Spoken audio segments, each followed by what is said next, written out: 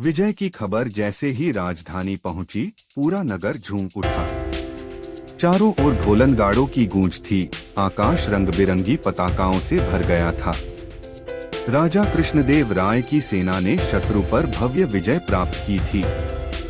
जब राजा स्वर्ण रथ में बैठकर नगर में प्रवेश कर रहे थे, तो जनसमूह जय जयकार कर रहा था। महल में भव्य विजय उत्सव का आयोजन हुआ। रत्नस्थित सिंहासन पर बैठे राजा ने मुस्कुराते हुए सभा को संबोधित किया। यह जीत केवल मेरी नहीं, यह हम सबकी है, हर उस योद्धा की, हर उस मंत्री की जिसने इस युद्ध में योगदान दिया। इसलिए मैं चाहता हूं कि मेरा पूरा मंत्रिमंडल पुरस्कार पाए। दरबार में सन्नाटा छा गया और फिर राजा ने मुस्कुराकर एक शर्त जोड़ी, पर एक बात है, कोई भी दो व्यक्ति एक जैसा पुरस्कार नहीं ले सकते। सबको अलग अलग चीजें लेनी होंगी। यह कहकर राजा ने उस मंडप का पर्दा हटवाया, जहां नायाब उपहार रखे थे, हीरे मोती, सोने की तलवारें, रेशमी वस्त्र, मणियों से जड़े मुकुट और अनगिनत कीमती वस्तुएं। ऐसा दृश्य देखकर सभी दरबारी चकित रह गए। क्षण भर में सभी मंत्री उन उपहारों की ओर लपक पड़े। हर कोई सबसे श्रेष्ठ वस्तु उठाना चाहता था। कुछ ही देर में छीनाझपटी मच गई, लेकिन अंततः सभी को एक एक कीमती पुरस्कार मिल गया। अब केवल एक ही वस्तु शेष थी, एक सामान्य सी चांदी की थाली। राजा ने मुस्कुराकर कहा, यह पुरस्कार उस व्यक्ति के लिए है जो सबसे अंत में पहुंचेगा। अब सबकी निगाहें एक दूसरे पर टिक गईं।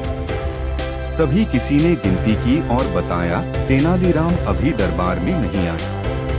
यह सुनते ही सबके चेहरे खिल उठे। कोई मुस्कुराया तो कोई हंस पड़ा।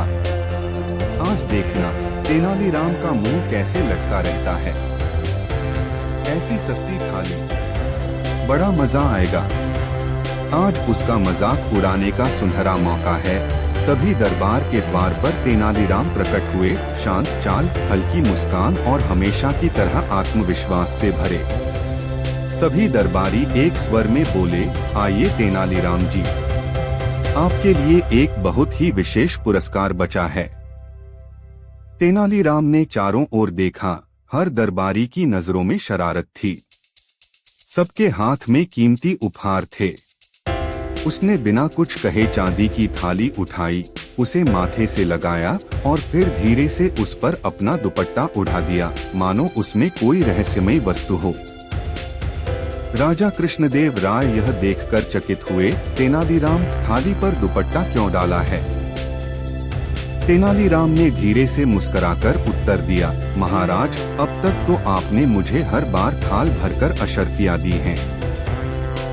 यदि आज लोग देखेंगे कि मुझे केवल एक खाली चांदी की थाली मिली है, तो सोचेंगे कि तेनालीराम की प्रतिष्ठा अब कम हो गई है। इसलिए मैं इसे ढक रहा हूँ, ताकि लोग यही सोचें कि इस बार भी मुझे महाराज से भरपूर पुरस्कार मिला है। राजा ठहाका मारकर हंस पड़े, तेनालीराम, तुमने फिर साबित कर दिया कि बुद्धि की कोई कीमत नहीं। आज भी तुम्हारी थाली खाली नहीं जाएगी। यह कहकर उन्होंने अपने गले से सबसे कीमती मोती जड़ा हार उतारा और तेनालीराम की थाली में रख दिया। दरबार में सन्नाटा छा गया। जिन दरबारियों ने अभी कुछ पल पहले तेनालीराम का मजाक उड़ाया था, वे अब नजरें चुराते हुए चुप खड़े थे।